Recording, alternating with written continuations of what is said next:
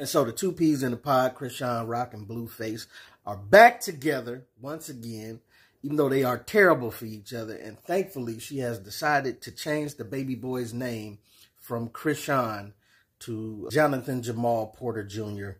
after the name of his father. Because let's keep it a buck, the only reason she named the baby boy Chrisean was to make Blueface mad. Like, you don't name your baby boy after the mother? That's what she had to say. Changing his name? Oh my God. Yes. Changing his name. It's like, no. Yes, I was with the Chrisean Malone. But then I realized Malone is not, it doesn't bother me not. But, alright, so look, I'm about to get off here. I was just going through my first emotions of everything. Of course you were, because this is what a baby becomes to a lot of women. Like, if y'all beefing with the baby daddy, your first emotion is, what can I use the baby for to get up under his skin? You know what I'm saying? What are you talking about?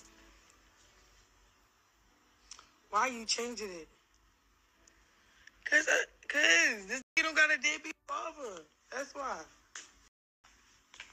If we was still beefing, it wasn't gonna change. I don't know. Yo, I know I'm childish. What?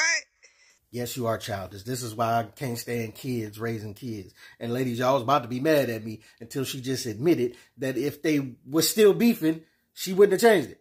But now that they good, now she changed it and everything else. And yeahimstacie put it perfectly right here. Chrisean is back sipping the juice, and now her fans are pissed off that they was sipping the juice. See, this is why it don't pay to put family members, friends, and the internet all in your relationship business, because y'all be beefed out and you going off on them, and then you got everybody mad at them, right? So then when you go forgive them, everybody else still mad. And they wondering what you forgive them for. And now you mad at them because they ain't forgiving your spouse with you. But you know why? Because everything that you told everybody was this one-sided, villainizing story about this person. You ain't tell them all the messed up stuff you was doing the whole time, right? So you done hyped the fans up about naming the baby boy Chrisean because he was such a terrible deadbeat dad. And now that you went back on that, you're mad at the fans because they don't agree with it now? So what happens a month from now when they ain't good? She gonna change it back? She gonna change it to something worse than Chrisean just to make them mad? Like, what are we doing? What advice are you giving me? 9 times out of 10, I got way more money than the advice than any of y'all gave me. I'm just like, I don't know what y'all talking about. I can give advice, but how about y'all give yourself advice to get some money? Where your money at? Where your house at? Go right there. Just suck my y'all. What are you talking about? I see, this is what happened when you try to tell like a feeble-minded rich person something logical. Like, their first thing is that what did Floyd Mayweather do when people was roasting him about not being able to read? I got money. I got money. Look, Floyd, that didn't distract us from all the hooked on phonics lessons that you missed, okay? Go pick up a book. It's the same thing that Sexy Red said when old girl was talking about her being the industry plant and all of this. The only thing she could say, I got money. And I'm on the other side of the world in Canada. On the other side of the world. It just, listen, I get it. I get it, Chrisean. What can a broke person tell a rich person about how to do something, right? Because you broke. I mean, I get it. I used to want to tell the dope boys there's other ways to get money besides selling dope. They'd be like, oh yeah, what is it? I mean, I don't know, man. I'm broke, but there's ways, though. But you would be surprised the lessons that you can learn from broke people. See, the thing that people miss is like, you can have broke people, and in Chrisean Rock's eyes, that can be people who are making $100,000 a year. Could be considered to be broke to her. All the way down to, or what they want to call bums on the street or whatever. These are good people. It don't mean they ain't got nothing to teach you. It's just you wouldn't think to stop to even speak to them. So how could you ever even learn from them? But oh, you don't know the life that they lived, the things that they've been through, the paths that they've been down.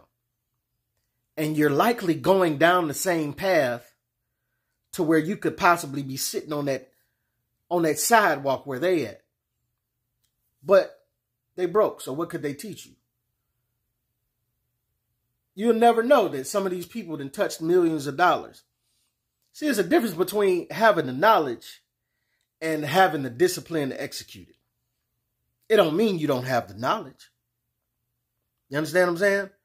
Some people have all the financial knowledge in the world, but it's just when the money get in their hand, they don't know how to execute it because they have bad spending habits, as a lot of us do that have not been properly trained in how to handle money. So when you ain't used to get money, when you ain't touched that type of money before and you get a hold to it, you get a little too excited.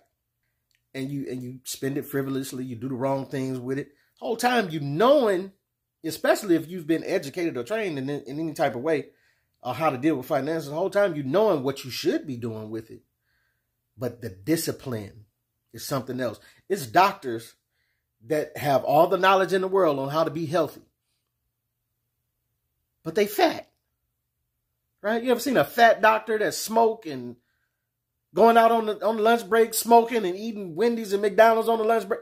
But they have all the knowledge in the world to tell other people on what they need to do to be better nutritionally and what they need to do to be better health-wise. But they just don't have the discipline to execute it. So go ahead and keep telling everybody they broke and what advice they could, offer you, because you soon may be broke as well. And I'm going to tell you this, Chrisean, if being rich equals me having to behave like you and Blueface behave, I'll just stay where I'm at. You know what I'm saying? It's just not, I'm not trying to gain the riches in the manner of which you going about getting it. But it's to each his own. Everybody got different paths on how they want to get their money, right? It ain't my path. I mean, like, for instance, some people choose the route of being a dope boy to get their money, right?